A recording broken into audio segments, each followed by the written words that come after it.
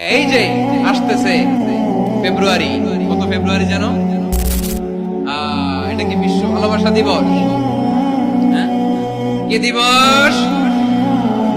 এই বিশ্ব ভালোবাসা দিবসের সাথে মুসলমানদের কোনো সম্পর্ক নাই। আমার প্রিয় ভাইরা, এই যে আপনি অবৈধ সম্পর্কে জড়ালেন, কেন আল্লাহ অশ্লীলতাকে হারাম করেছে দেখেন। বলতেছিলাম যে এটা আপনার নাসাল, আপনার জেনারেশন, আপনার লিনিয়েজ, আপনার বংশকে প্রিজার্ভ করা। কে কার বাবা, কে কার মা, বাবা মা জানা, প্রজন্মকে প্রিজার্ভ করা, এটা ইসলাম ওয়াজিব করে দিয়েছে।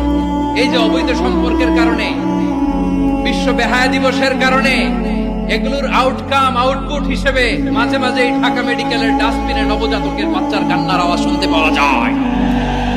চট্টগ্রাম মেডিকেলের ডাস্টবিনে নবজাতকের কান্না শুনতে পাওয়া যায়। বীর চট্টলার মুসলমানেরা বুঝতে পারলে আওয়াজ করে বলেন, এই যে চট্টগ্রাম মেডিকেলে যে নবজাতকটা পাওয়া গেল, ওর বাবাকে আমাকে বলেন, ওর মাকে, ও কোন ফ্যামিলির সন্তান কেউ জানে?